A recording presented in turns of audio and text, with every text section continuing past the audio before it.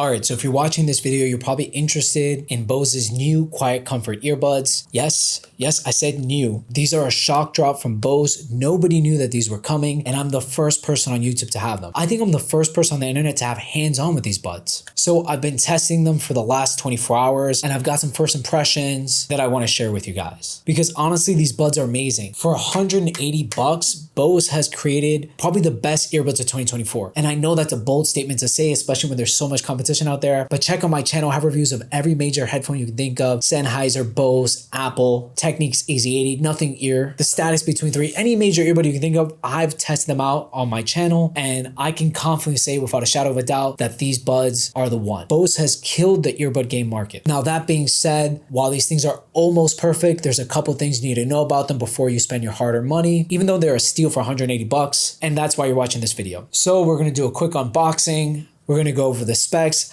I'm gonna show you the new app, because the new app is the killer feature when it comes to these Bose earbuds. That's actually where 90% of the improvements are, because these buds, comfort fit wise, were already perfect. I'm gonna tell you what they improved, the corners that they had to cut to make these 180 bucks, and who I don't recommend these buds for. And of course, if it's your first time here, my name's Fredo. I'm a hybrid athlete here in New York City. That means I run Unbox, I do yoga and lift weights, and I test these earbuds, not like other reviewers sitting at my desk, but in real world conditions, on the subways, loud noises, babies crying, crazy homeless people trying to kill me. You guys know the spiel. Also, if you're interested in any of the products I talk about in this video, there'll be links in the description below. They're affiliate links that should give me a kickback. I don't know why I have to say that in 2024, but yeah, let's get into it. We're gonna do a quick unboxing. I already have them out. I've been testing them, obviously, but let me show you what's inside of here. So first off, the packaging is super cheap. It is just a cardboard box printed on the cheapest cardboard you can think of, which means that Bose is trying to save money here. No specs, no marketing on here at all, like nothing. You're greeted with the buds.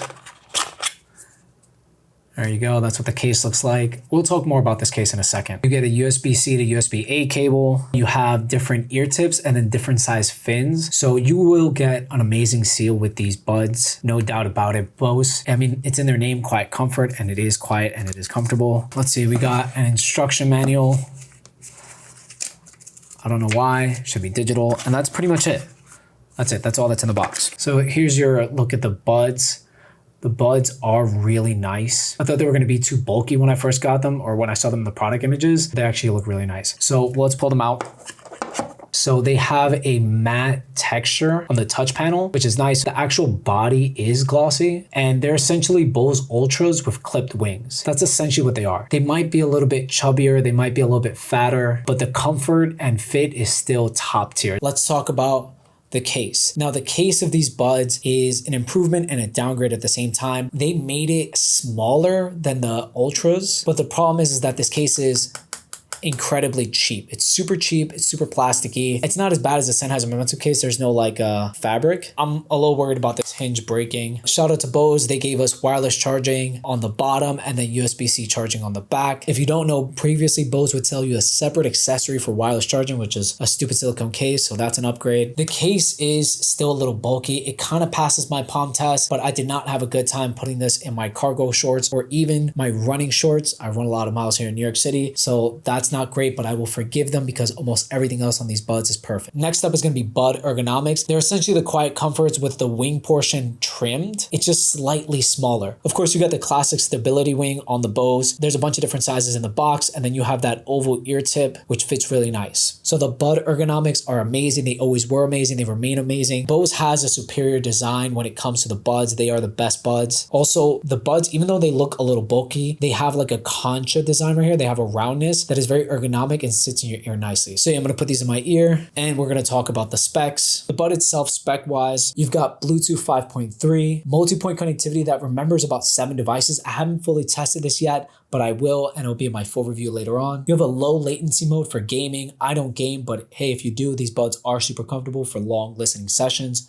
or long playing sessions. I don't know if you can see right there, but the buds have like a little mic array at the bottom. Apparently there's 3 mics in there that are good for voice calls. I did a phone call where I called my girlfriend in the middle of the street in New York City. She said I sounded good. She did sound good, but maybe a little robotic, but that could have just been my service being bad. The buds have an IP4 rating, which is kind of abysmal. That's not super good against sweat and dust. I wish that was higher, but again, you're paying 180 bucks. There are buds that are cheaper that have better IP ratings. The buds have 8.5 hours of battery life. And then the case, well, the case will give you an additional 2.5 hours. Also, you have a 20-minute quick charge. It'll give you 20 minutes for 3 hours, which is great. Also, the bud on the touchpad right there, you have control for literally everything. Volume, play, pause, skip, next, answer, hang up. You even have a mute feature if you're doing that on voice calls. So tons of touch controls. I don't have the specs about the driver size in these buds, but they sound great. And a lot of the features that they gave us are software features. Again, the app is a vast improvement. We'll switch to a top-down shot so I can show you all the changes that they made. Let's just put them here on the case.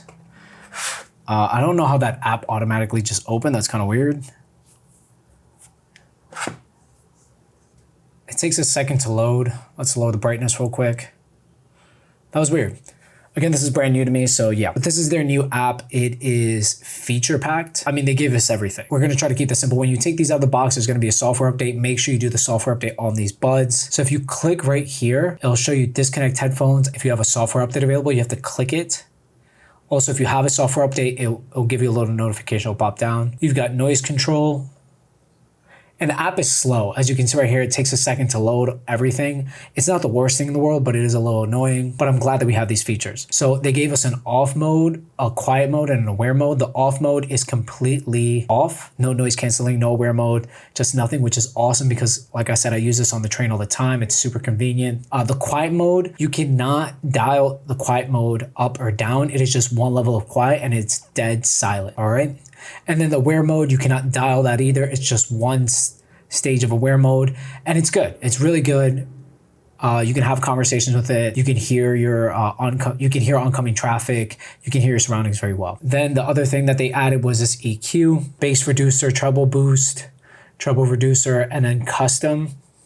Here on the custom, we've got a 5-band EQ that's updated. Before, I think it was only 3 bands. So that's nice for people who want to tweak their music. Me personally, I'm keeping it on bass boost and I'm enjoying the music. Next, you can go to touch controls. You have different levels of touch. You have single, double, triple, and hold, and you can customize all the settings you want. There's even a remote selfie setting. So you can use this for like a camera shutter, and you can do it on the left and the right ear. I kept mine simple. You've got voice control, not really a smart assistant, but it gives you the ability to talk to the headphones to do different things. I'd recommend that you turn this off because every time you connect and disconnect from the app, it'll say enable voice control or voice control disabled. So it's kind of annoying. So I'm going to turn that off. Also, I don't really use those smart features. You have multipoint connectivity. It's enabled right now. I'm still testing the multipoint out, so I'll add my MacBook in a bit. You've got mute, fast mute. So this is for people who are on phone calls, which I guess that's really good. You want to mute yourself in the middle of a Zoom call. You have the remote selfie feature, which has to have voice control activated to utilize. I won't be utilizing that. You have assistant, smart calls. I don't know what smart calls does. Another feature where you need the voice control enabled. Low latency audio, off, single session, and always on. So if you're gaming with these headphones, some people might really be into that. I'm not, but you have it. They've got a battery protection feature. So it literally has an estimation of 11 hours and 30 minutes remaining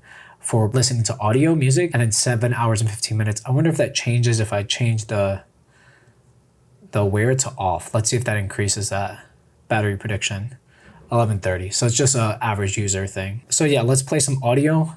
So as you see, when you play audio, you get this now playing section right here. You can't do anything with this. It just is always there when audio or media is playing. You can't tap it. It doesn't expand like the old Bose app. It doesn't show you album art. That's pretty much it. So yeah, where did they cut corners? Well, let's summarize it real quick. Number one is the case. The case is cheap feeling. It is plasticky.